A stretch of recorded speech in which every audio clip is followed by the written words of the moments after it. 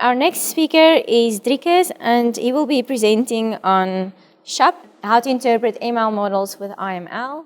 Okay, so thank you. Let's jump into it. I'll be presenting on interpreting machine learning models with the IML package, and basically we'll be focusing on SHAP, but specifically Shapley Values, which is sort of the underlying concept that you use in the SHAP method. Okay.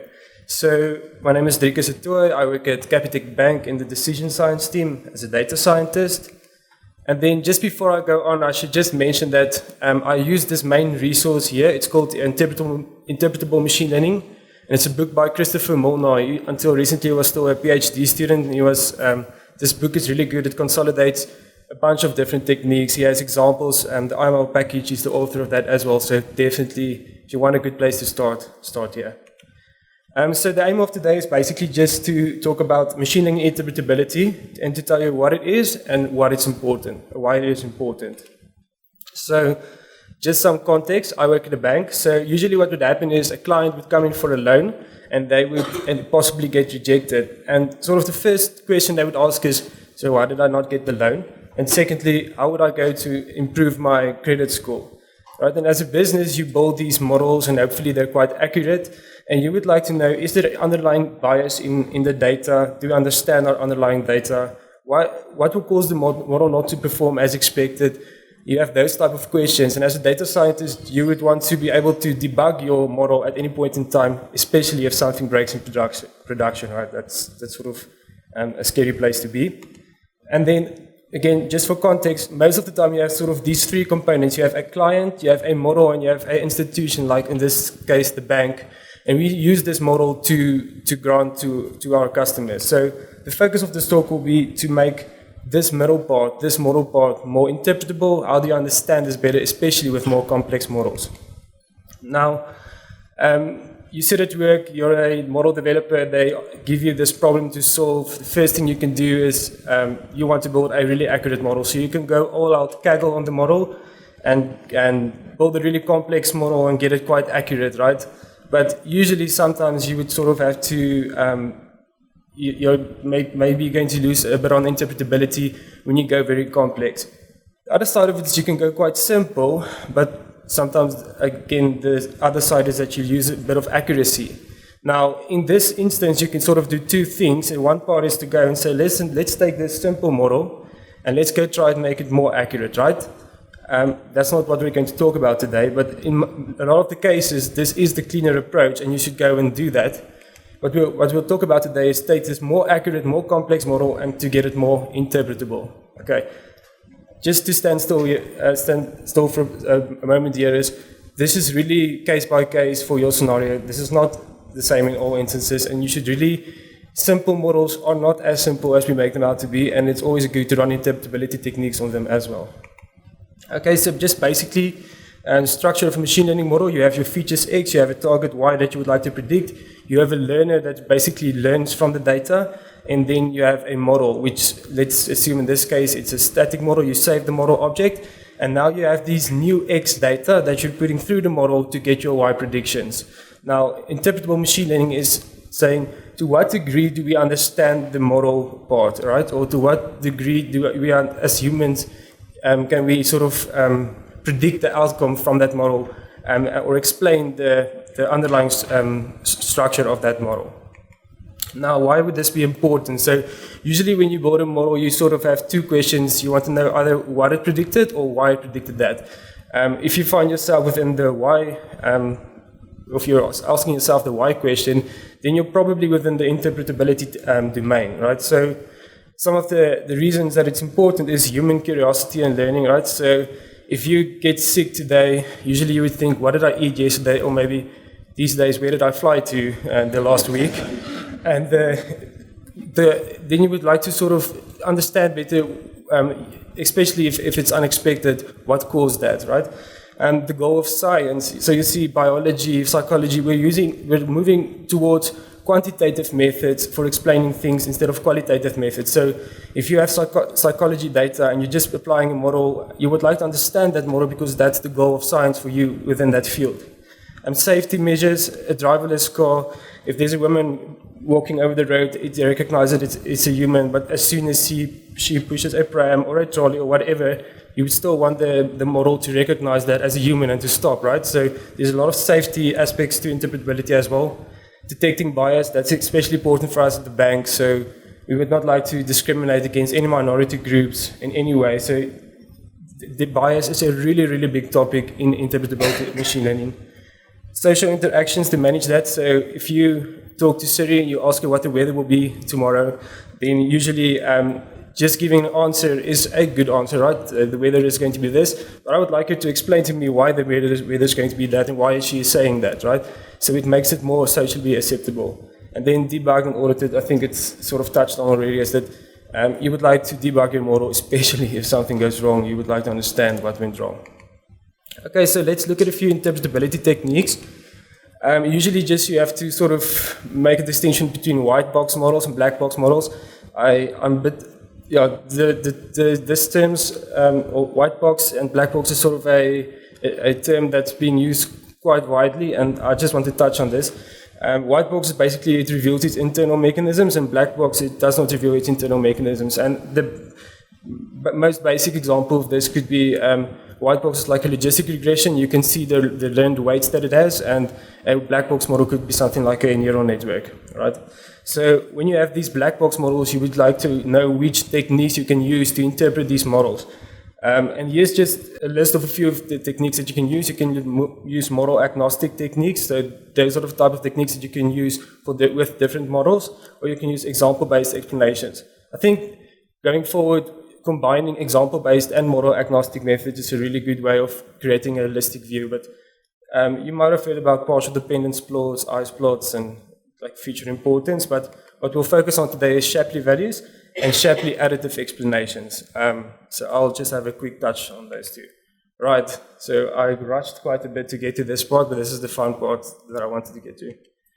We have a farmer, he's called Joe, right? Joe dreams about buying a tractor. It's big, it's red, he wants this tractor. He goes to the bank and they score him out of the model, and he gets a default probability of 23%. So 23% that we will have problems on his repayments, right? And they say, no way, Joe, you're not going to get this tractor.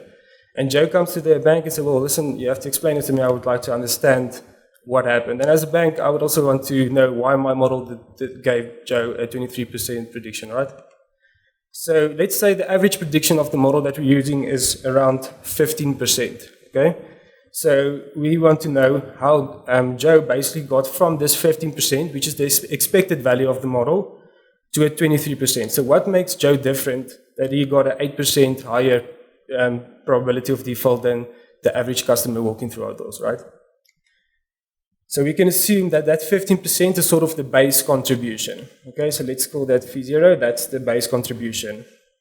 What we're doing now is we're basically taking Joe's application and we're filling it in step by step. Now the first thing we're saying is his income was not verified. So we take his application, say income not verified, and sort of average out all the rest of the stuff. And we see that that increased his PD to 19%. Next, we see that his debt to income ratio was about 30, and that pushes him up to 21%, another 2%. We see that he was delinquent 10 months ago, and that pushes him up another bit, and then he had no recent account opening, so that's good, back to 19%. Unfortunately, he also has 40 years of credit history, so the no recent account openings is sort of cancelled out, and he's back to 23%. So easy enough. This is, if this was a simple linear model, then we would be happy with this. This is not a problem. But of course, the question everyone should be asking at this stage is, what about the order, right? So what about the order we're introducing these variables into the model? That definitely has to have an impact on the way that we calculate these contributions. Now, for instance, what would have happened if the last two variables would have changed around? There we say that the 40 years of credit history actually benefit this client, but the no recent account openings then had basically no effect, right? So the ordering definitely made a really big impact in this case. So basically what the Shapley values is, it's the result from averaging over all n factorial possible orderings. Now, the computer scientists in the room, they should be getting really uncomfortable at this stage, because this is apparently not a really easy problem to solve, right? And what I'll show you in a second is that there's been ways that people have worked on ways to get better estimations to this, and that's sort of where the SHAP concept comes from. This example was done by Scott Lundberg at the H2O World Conference. It's a really good example, and you can have a look at his talk. It was, I think it's one of the best explanations of Shapley so far. So it's really easy to go and calculate your own Shapley values. Here I did it for the Boston house price data, so everyone should be quite familiar with this data set for now. And then you can see with just a few lines of code, I used the IML package. This is this package by Christopher Molnar, the guy that I mentioned right at the beginning. And you'll see that by using this package, it's really easy. I trained a simple random forest, and then put that into this predictor. Let's do this. Put it into this predictor new object. And then basically I calculate the Shapley values by giving the Shapley argument, this Shapley object, this model, which basically contains the model and data. And the X of interest is basically the first line of code that I want to have a look at. Okay, so, not the first line of code, sorry, the first line of data, the first entry. And what you see then is that it gives you basically an explanation of the actual prediction for this house value was 25.75. And the average prediction was 22.56, okay? And then it shows you with this plot what contributed the most towards that difference. So here you see that first L stat, or that lower status variable, that contributed the most towards the sort of the difference, the positive difference between the actual and the average. So that pushed it over the most.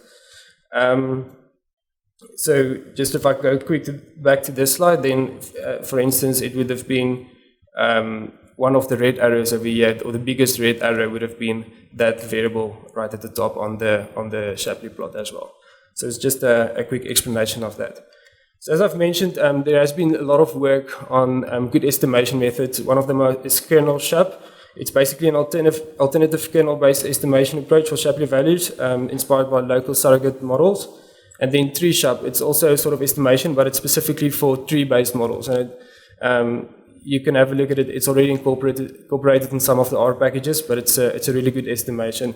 SHAP also has really good global interpretations, and the basic idea is they use these Shapley values in aggregated views, and to create a more global explanation of the model that you're basically looking at.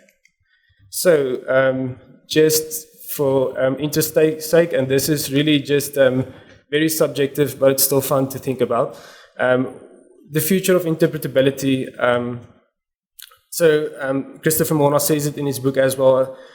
We think the focus will be on model agnostic methods. So companies and institutions would like some sort of method, some sort of solution that works for all models.